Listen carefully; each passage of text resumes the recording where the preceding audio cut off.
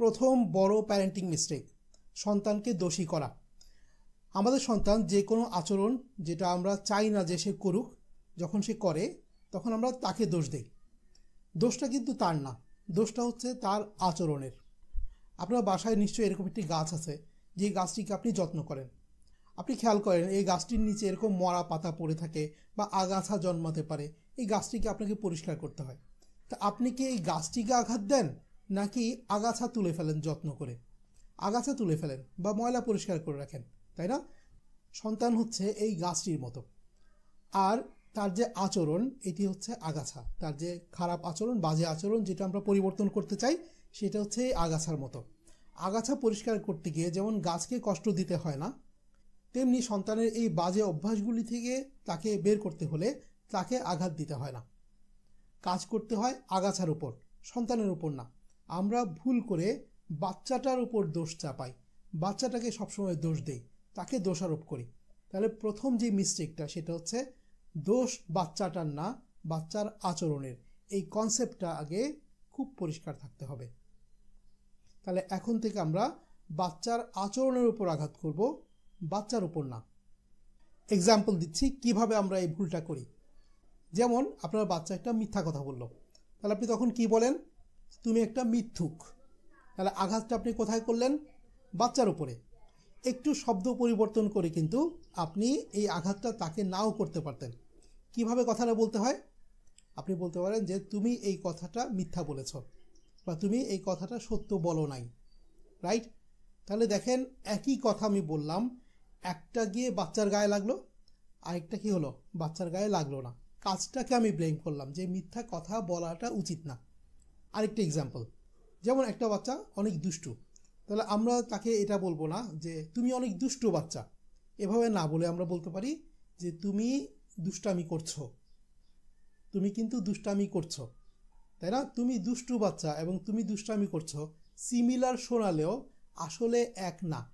একটা হচ্ছে আমার বাচ্চার উপর ব্লেমটা করছি যে তুমি দুষ্টু, আরেকটা হচ্ছে তুমি দুষ্টামি করছো। দুষ্টামি এই শব্দটা, এটার উপর আমরা ফোকাসটা করছি। কোনো একটা বাচ্চা স্কুল থেকে ভুল করে হোক বা যে কোনো কারণে অন্য কোনো একটি বাচ্চার জিনিস নিয়ে আসলো, তা আমরা তাকে কি বলছি? তুমি একটা চোর। এইটা এভাবে না বলে আমরা অন্যভাবে বলতে পারি। আমরা পজিটিভলি বলতে পারি যে তুমি এই কাজটা ঠিক করো নাই, তুমি এই জিনিসটা আবার ওকে দিয়ে আসবে। আমরা এরকম কেস পেয়েছি যে স্কুলে 4-5 বছরের বাচ্চা অন্য একটি বাচ্চার জিনিস নিয়ে আসছে, তো অন্য বাচ্চারা তাকে চোর বলে সম্বোধন করছে, প্যারেন্টরা এবং টিচাররাও তাকে চোর বানিয়ে দিচ্ছে। এতে করে সে তার চোর এই আইডেন্টিটিটা তৈরি করছে এবং ভবিষ্যতে সে চুরিটা কন্টিনিউ করছে। আমরা যখন এই জিনিসটা দেখলাম যে কেন এটি সে করছে, তখন দেখতে পেলাম যে কিছু বাচ্চা এরকম কোনটা অন্যের জিনিস কোনটা নিজের জিনিস এই পার্থক্যটা করতে পারে না। সব জিনিস সে সবার মনে করে এবং সে এটা নিয়ে আসে। সো এই যে আমরা তাকে ব্লেম না করে এই কাজটা যে ঠিক হয় নাই সেটা তাকে বুঝিয়ে দিতে পারি। যেমন আমরা কোনো বাচ্চাকে বলি তুমি হচ্ছে একটি গাধা, তুমি কিছুই পারো না। এই যে আমরা ব্লেমটা করলাম, এটি হচ্ছে অনেক বড় একটি ভুল। আমাদেরকে পজিটিভ প্যারেন্ট হিসেবে যে কাজটি করতে হবে যে এটির কারণটা কি, কারণটা খুঁজে বের করতে হবে। আমাকে দেখতে হবে সে কেন বুঝতে পারছে না, কেন পারছে না। আমরা সরাসরি তাকে ব্লেম করব না, আমরা যে কাজটা করব সেটা হচ্ছে কারণ খুঁজে বের করব এবং সেই কারণের উপরে কাজ করব।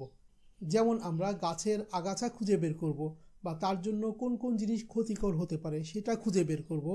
গাছের উপর আঘাত করব না, বাচ্চার উপর আঘাত করব না।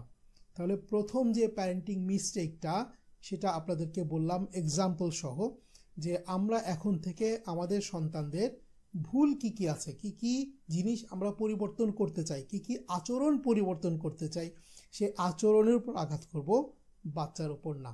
মানে বাচ্চা যেন কোনোভাবে মানসিকভাবে আহত না হয় বা তার যে সেলফ এস্টিম, তার যে আত্মসম্মান বোধ, সেটা যেন কোনোভাবে খর্ব আমরা না করি।